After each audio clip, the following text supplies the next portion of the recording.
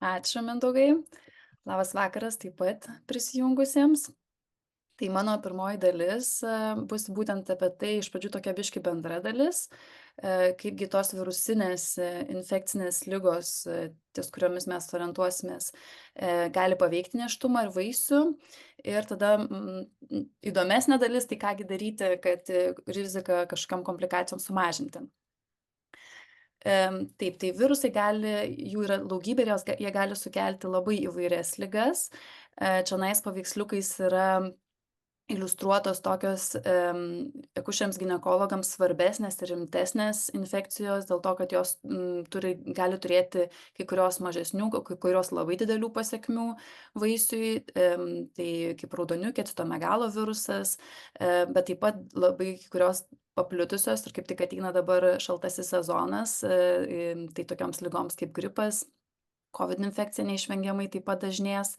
Na ir kitos. Čia šone apačioje dar surašiau ir daugybę kitų virusų. Tiesiog jie arba reti, arba mažiau rizikos keliantys nėštumo metu. Tai taip truputį į antrą planą. Bet viską, ką aš paskui kuo dalinsiuos, kaip vengti jų ir kaip stiprinti organizmą, tai tiks ir tiems kitiems virusams. Taip, taigi kuo virusai pavojingi, ką jie daro patekę į mūsų organizmą? Tai yra keletas mechanizmų, kaip jie gali mums sukelti kažkokį pavojų. Tai pirmiausia, virusai patekę dauginasi ir pažeidžia motinos ląsteles ir organus. Ir kiekvienas virusas turi savo specifinį taikinį, prie ląstelių tam tikrų jungiasi, kaip, pavyzdžiui, hepatito B prie kepenų ląstelių, o ten gripo ir koronos labiau prie viršutinių kvėpavimo takų, ir jie tenais besidaugindami gali būti arba greitai eliminuoti mūsų sistemos imuninės ir mes nieko nepajausim, bet gali ir nueiti iki labai rimtų simptomų, iki pneumonijų ir taip toliau. Tai čia priklauso šitie dalykai nuo daugybės veiksnių, kai kuriuos iš jų aptarsim. Kitas efektas yra tai, kad motinos imuninė sistema natūraliai reaguoja į tą infekciją.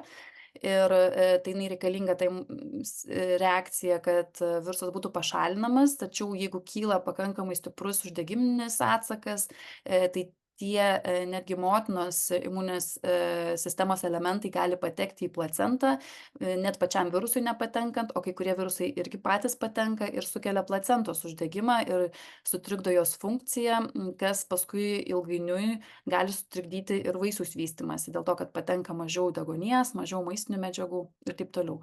O kitas imuninės sistemos atsako elementas, karščiavimas, tai yra laikomas ir teratogeniniu veiksniu. Tai reiškia, kad jeigu veikia ankstyvame nėštumo laikotarpyje, tai gali ir mutacijas ląstelių sukelti ir jau rimtesnius apsikimimus.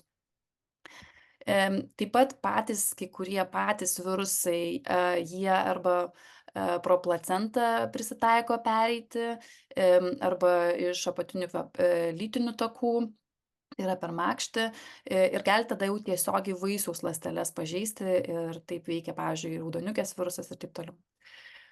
Na ir tada per tokius mechanizmus gali sukelti komplikacijas, tai nėštumui. Čia labai jau kai kurios rimtos išvardintos, tai jos yra aišku labai retos, bet jos egzistuoja, tai reikia žinoti. Tai iki nėščiosios žūties, bet gali sukelti ir persileidimą, ir priešlaikinį gimdymą, didina riziką tokių nėštumo komplikacijų kaip gestacinis diabetas, preeklampsija. Vaisiui, kaip jau truputėlį apibūdinau, gali augimo sulėtėjimą sukelti, retais atvejais žūti. Ir tam tikri virusai turi galimybių sukelti tam tikrus apsigimimus. Čia nėra taip, kad kiekvienas iš jų gali tai sukelti, bet vieni vienokius efektus turi, kitokius. Ir yra ir ilgalaikis poveikis sveikatai, toks sunkiau truputėlį nustatomas ir apibūdinamas, bet žinomas. Dar vienas dalykas, kurį reikėtų taip pat pasakyti, kad virusai tai va taip veikia, kaip aš apibūdinau, bet taip pat jie sudaro ir ta visa imuninė reakcija sudaro sąlygas labiau pasireikšti ir mažai pavojingoms bakterijoms, ir tokio sinerginio mikroorganizmo poveikio galima pasekmė tai priešlaikinis gimdymas. Ir tai yra viena iš dažnų priešlaikinio gimdymo priežasčių, infekcija kažkokia tai. Na, o šiandieną toliau kalbant, labiau vis dėlto orientuosimės mes, aš bent jau savo pranešime, tai į gripą, kovidą ir tuos kitus virusus, kurie sukelia dabar vat šaltuoju metų laikotarpiu, visokius peršalimo simptomus, kosulius ir taip toliau. Tai ką su tuo daryti, kaip to išvengti. Truputėlį iš pradžių dar irgi apie konkrečias kelias ligas, tai yra gripą ir kovidą, kokią jie įtaką nėštumo metu padaro. Tai, apskritai, nėštumo metu kinta ir medžiagų apykaita, ir imuninės sistemos veikimas, nes vaisius, tai jas turi, nuo mamos besiskiriančią genetinę informaciją ir imuninė sistema turi toleruoti jį, tai taip pat padidėja labai estrogenų stipriai koncentracija, jie taip pat, moduliuoja imuninę sistemą ir taip gaunasi, kad moteris turi didesnį imlumą infekcijoms virusinėms. Nėščiosioms yra dažniau nustatomos gripo komplikacijos taip pat ir kuo yra didesnis nėštumas, tuo sunkesnė ir ligos eiga gali pasitaikyti. Ir vienas iš pavojingiausių veiksnių būtent gripo metu, tai net ne paties viruso poveikis, o tas karščiavimo poveikis. Čia taip pat iliustruota šiek tiek, kad nėštumo pabaigoje hospitalizacijų skaičius dėl gripo komplikacijų yra net 5 kartus dažnesnis negu nėštumo pradžioje. Rizikos veiksniai, kurie didina riziką, kad sunkesnė bus eiga ir prireiks rimtesnių kažkokių priemonių, tai yra nutukimas, metabolinės ligos, kaip cukrinis diabetas ar gestacinis diabetas, širdies ir plaučių ligos, rūkymas, mažakraujystė, kas irgi neretai nėštumo metu pasitaiko. Ir sergant, susirgus gripu nėštumo metu, tai yra susijęs su vaisiaus augimo sulėtėjimu, galimu vaisiaus nervų sistemos pažeidimu, vaisiaus žūtimi arba ilgalaikiu vaisiaus poveikiu sveikatai. Ir norisi kažkaip išbalansuoti, neiti išgąsdinti per daug teikiant šitą informaciją, nes dažniausiai kaip čia nebūna šių komplikacijų, bet kaip taip pat supažindinti, kad yra tokia rizika. Ir čionais norėčiau užakcentuoti, kad būtent gripo atveju yra svarbu laiku pradėti gydymą, nes jis tada būna efektyvesnis ir labiau sekasi išvengti rimtų komplikacijų. Taip nėštumo ir COVID atveju, tai nėra nustatyta, kad nėščiosios dažniau turėtų komplikacijas sunkes negu nenėščios moteris ir dažniausiai jos serga nesunkia forma, 3/4 užsikrėtusių net neturi simptomų, o didžioji dauguma su simptomais turi silpnus simptomus. Tyrimai rodo, kad nėščiosios dažniau gydytos ligoninėje, tačiau tai gali būti susiję su tuo, kad tiesiog naujo viruso akivaizdoje buvo bijoma ir nėščiosioms skiriama daugiau dėmesio, dėl to jos dažniau hospitalizuotos. Rizikos veiksniai yra tie patys. Iš tikrųjų, tos didžiausios komplikacijos, susijusios su priešlaikiniu gimdymu, didesniu cezarapjūvio skubaus rizika, didesnė vaisių žūties rizika ir apskritai tiesiog sunkesnė eiga pačiai moteriai, kai sutrinka kvėpavimas, reikalinga pagalba ligoniniai, tai ta grupė moterų buvo nutukusios moterys, joms buvo didžiausia rizika. Tai yra svarbus labai rizikos veiksnys. Na ir dabar noriu pereiti jau į tą prevencijos dalį ir pačioj pradžioj tai tiesiog grynai tokia informacija, kurią mes visi turbūt žinome, bet kartais vis viena kažkas pasimiršta, dažnai tai būna, tai verta vis viena priminti, kad svarbu, kad sumažintumėm galimybę užsikrėsti, tai svarbu dažnai plauti rankas, vengti sąlyčio su sergančiais asmenimis, vengti masinio žmonių susibūrimo vietų, ypač uždarose patalpose, neplautomis rankomis stengtis neliesti akių, nosies ir burnos, gerai ir dažnai vėdinti patalpas, gerti daug skysčių, čia galioja visada ir kai sergam ir kai sveiki esam. Ir paskutinį punktą užakcentuot norėčiau, kad susirgus reikėtų kreiptis į sveikatos priežiūros įstaigą. Nes viską, ką aš dabar toliau pristatysiu, tai yra labai svarbu ir sveikatos pagrindas tikrai, tačiau tai neatstoja taip pat ir tos standartinės priežiūros, kuri yra svarbi ir individuali. Taigi, dabar kalbant apie ką mes galime, kaip mes galime savo organizmą stiprinti ir išvengti infekcijų, sumažinti infekcijų riziką, o jeigu ir nepavyksta jų išvengti, tai kaip pasistengti, kad eiga būtų lengvesnė.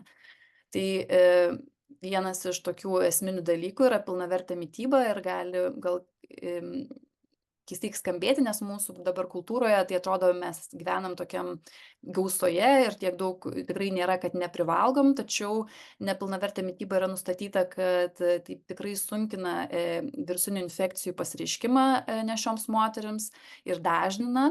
Ir galime mes pasirodo daug valgyti ir vis viena negauti medžiagų.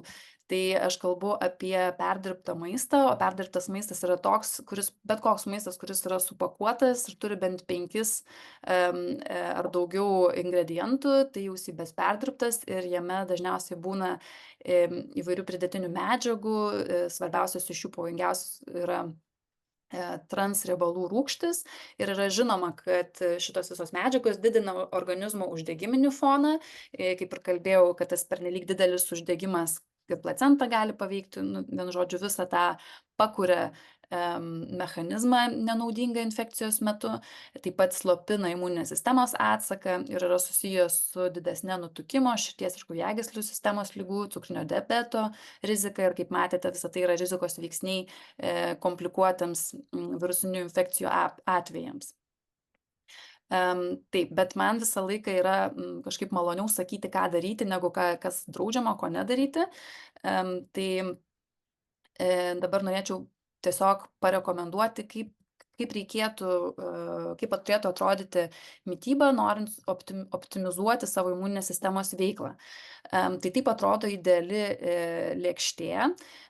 Čionais truputį pakomentuosiu, kad ketvirtadalį jos sudaro baltymais gausus maistas, tai ir įvairūs gyvuliniai produktai, mėsa, žuvis, kiaušiniai, pieno produktai, bet taip pat ir ankštiniai, riešutai ir panašiai.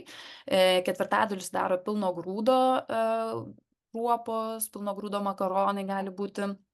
Ir pusę lėkštės, tai yra didžiąją dalį porcijos, sudaro skaidulos, daržovės, vaisiai, uogos.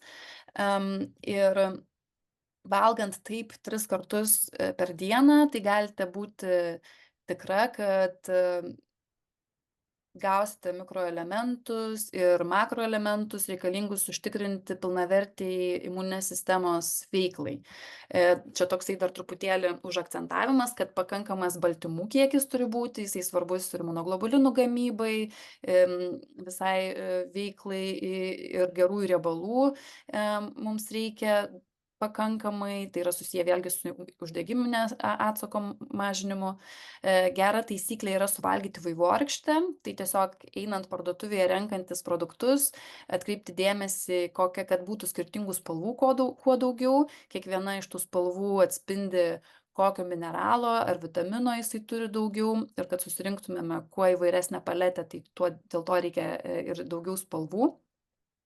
Taip pat yra svarbu kasdieną suvalgyti šiek tiek raugintų produktų, juose yra pre ir probiotikų, jie yra svarbus mūsų žarnyno mikroflorai ir yra dabar žinoma ir yra plačiai kalbama, kad žarnyno mikroflora yra labai didelė dalimi nusprendžia, kaip ir imunitetas funkcionuoja. Tai mums reikia jį palaikyti. Kuo mes maitinsime savo bakterijas, tiksliau, kokį maistą duosime, tokios bakterijos ir augs. Tai perdirbtų maistų maitinasi grybelis ir nenaudingos bakterijos, o štai, ką matot šitoj lėkštėj, tai yra naudinga mūsų gerosioms bakterijoms.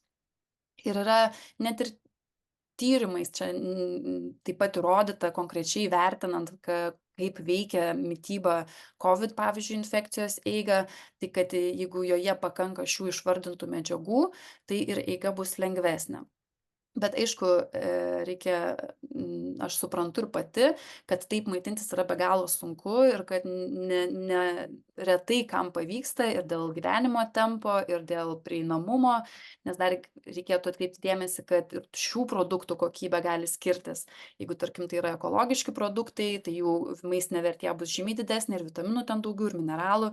Jeigu tai yra pramoniniu būdu auginta, tarkim, daržovės, tai ten jau mažiau tų dalykų bus. O jeigu kalbant apie gyvulinius produktus, tai vėlgi ten papildomi antibiotikai, ir taip toliau, tai ir tą reikia įvertinti.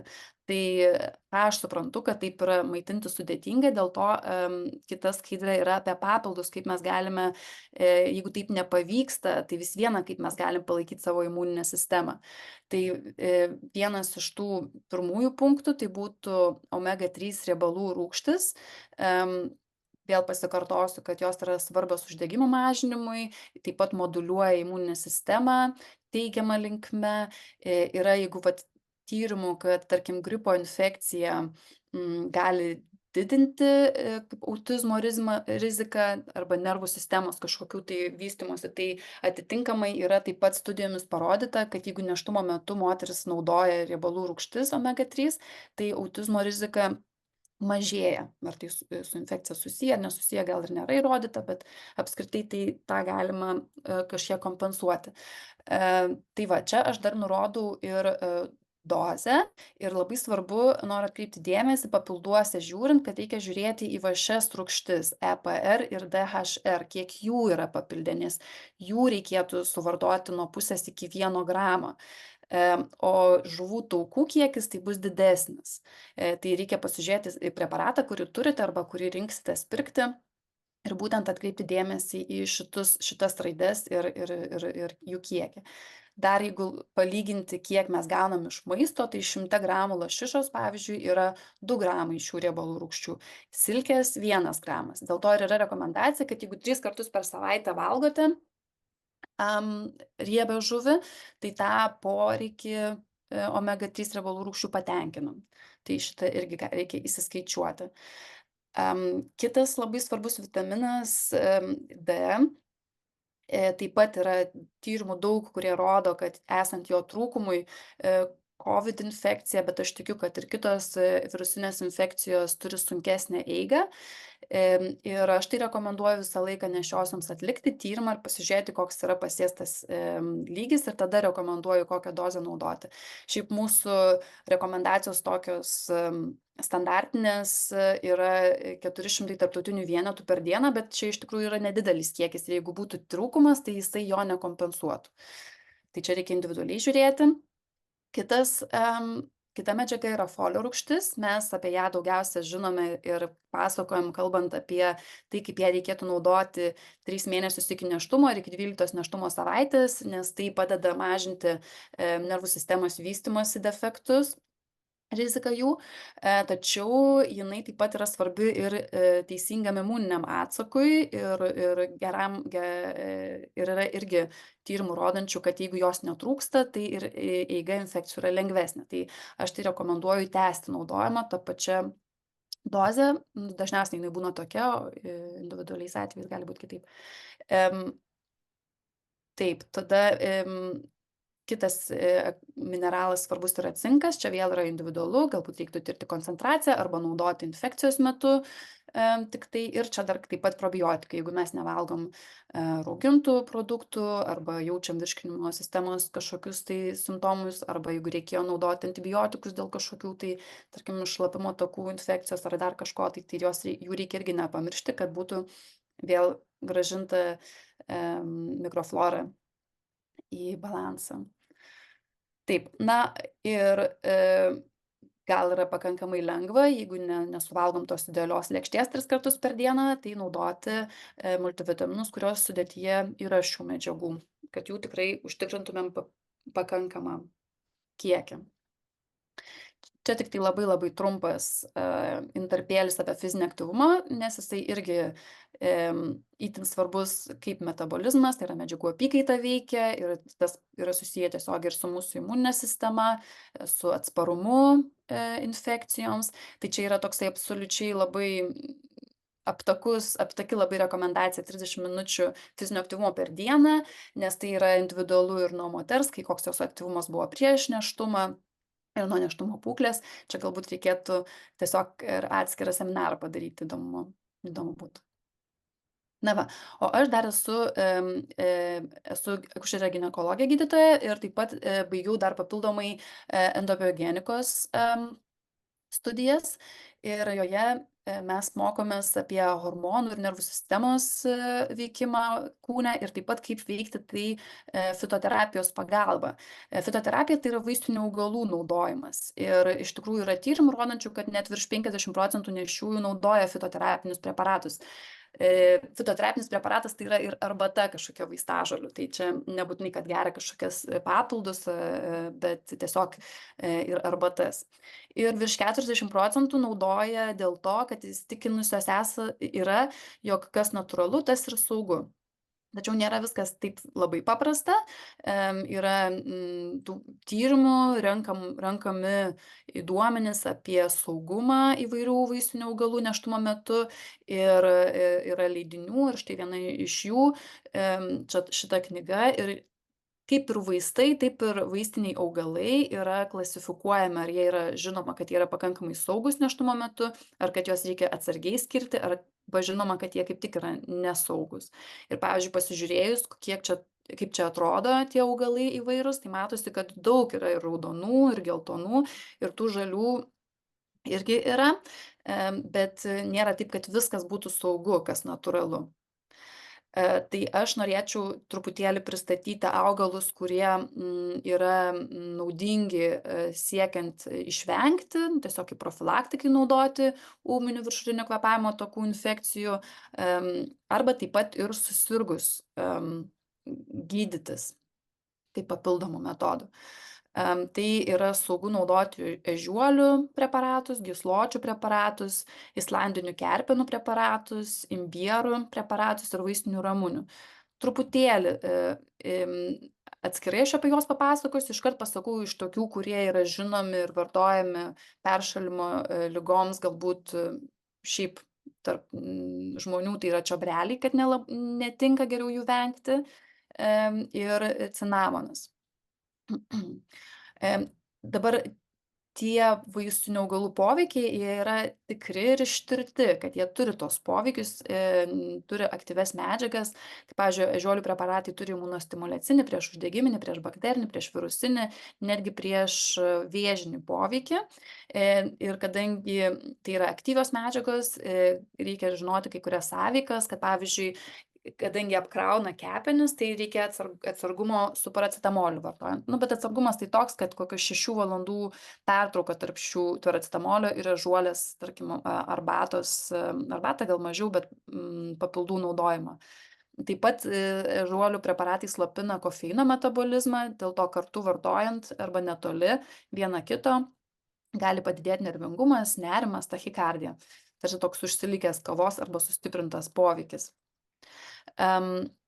Saugiausia forma nėštumo metu, tai aš vis viena sakyčiau arbata, nors yra ir tų papildų ir jie yra greičiausiai saugus, nėra nustatyta, bet arbata tai vis viena nėštumo metu yra saugiausias pasirinkimas. Ir tas saugumas yra kalbant apie trumpalaikį naudojimą. Tai yra vieno peršalimo metu, jeigu gydymui.